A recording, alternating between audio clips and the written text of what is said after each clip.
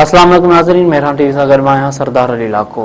असां सां गॾु साथ ॾींदो न्यूज़ एंकर मुबशर सोलंकी। सभ खां पहिरियां हिकु नज़र हेडलाइंस ते। हक़ जे मार्के के 1 साल मुकम्मल थियण ते इस्लामाबाद में तकरीब। पाकिस्तान मोनूमेंट ते मुनक़िद तकरीब में सदर आसिफ अली ज़रदारी, वज़ीर आज़म शहबाज शरीफ ऐं फील्ड मार्शल सैयद आसिम मुनी समेत हथियारबंद फ़ौज जे सरबराहनि जी शिरकत। सेनेट चेयरमैन, स्पीकर क़ौमी असेंबली ऐं वफ़ाक़ी वज़ीरनि समेत ॿियनि अहम शख़्सियतुनि बि तकरीब में शिरकत कई। तकरीब खे ख़िताब कंदे वज़ीर आज़म शहबाज शरीफ चयो आहे त दुश्मन खे हर मुहिम जोईअ खां आगाह कयो हो। डिॼणे दुश्मन असां ते जंग मढ़ी ऐं असां उन खे शिकस्त ॾिनी। जॾहिं असांजे शाहीननि दुश्मन ते हमिलो कयो त उहे पुठिते हटण ते मजबूर थी विया। 1 साल गुज़रण बावजूद भारत पंहिंजे दावान जो सबूत पेश न करे सघियो।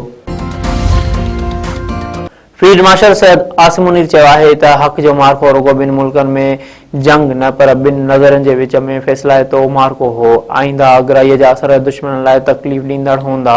हथियारबंद फ़ौज मुनज़म ऐं हर वक़्तु तयारु आहे। क़ौम असांजे ऐं असां क़ौम जी ताक़त आहियूं। हर पाकिस्तानीअ जे खून जो बदिलो वठंदासीं। GHQ में हक़ जे मार्के जी सालगिरह तकरीब ख़िताब कंदे फील्ड मार्शल सैयद आसिम मुनी वधीक चयो आहे त भारत दहशतगर्दीअ जो सहारो वरितो। अफ़गानिस्तान दहशतगर्दीअ जा मर्कज़ ख़तम करे पाकिस्तान जो दास्तान कश्मीर खां सवाइ नामुकमल आहे। अॼु पाकिस्तान तारीख़ी अमन ॻाल्हियुनि जो मेज़बान आहे। अमरीका ऐं ईरान जे क़यादत जा थोराइता आहियूं।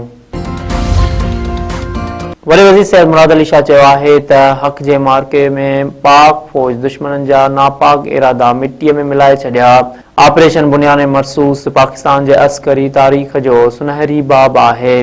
भारतीय अगराईअ जो पाक फ़ौज मुंहुं तोड़ जवाब ॾिनो। कराची में PN डॉकयार्ड में हक़ जे मार्के जी सालगिरह तकरीब खे ख़िताब कंदे वरी वज़ीर सैयद मुराद अली शाह चयो आहे त पाकिस्तान अमन पसंद मुल्क आहे पर दिफ़ा ते का बि सौदेबाज़ी न कंदासीं। पाकिस्तान जे ख़ुदि मुख़्तियारीअ ते हमिलो कंदड़नि खे भरपूर जवाब मिलंदो। सियासी जमायतूं हथियारबंद फ़ौज सां कुल्हो कुल्हे में मिलाए बीठल आहिनि। ईरान जंग जे ख़ात्मे वारनि अमरीकी तजवीज़ुनि जो जवाब ॾेई छॾियो। ईरान सरकारी मीडिया पारां तस्दीक़। ईरानी सरकारी मीडिया मुताबिक़ जंग जे ख़ात्मे जे अमरीकी तजवीज़ुनि ते ईरान जवाब पाकिस्तान ज़रिए उमाणियो वियो आहे।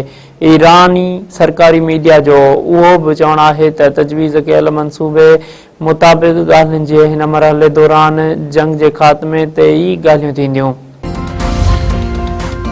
रूसी सदर ईरानी यूरेनियम रूस मुंतक़िल करण जी आछ करे छॾी। प्यूटन चयो आहे त ईरानी यूरेनियम मुंतक़िल करण ऐं महफ़ूज़ रखण लाइ तयारु आहियूं। रूस 2015 में ईरान खां यूरेनियम मुंतक़िल करे चुको आहे। मीडिया सां ॻाल्हाईंदे रूसी सदर वधीक चयो आहे त अमरीका मुतालबो कयो त यूरेनियम रुगो अमरीकी सरज़मीन ते मुंतक़िल कयो वञे। अमरीका जे मुतालबे ते ईरान न पंहिंजो मौक़िफ़ सख़्तु करे छॾियो आहे।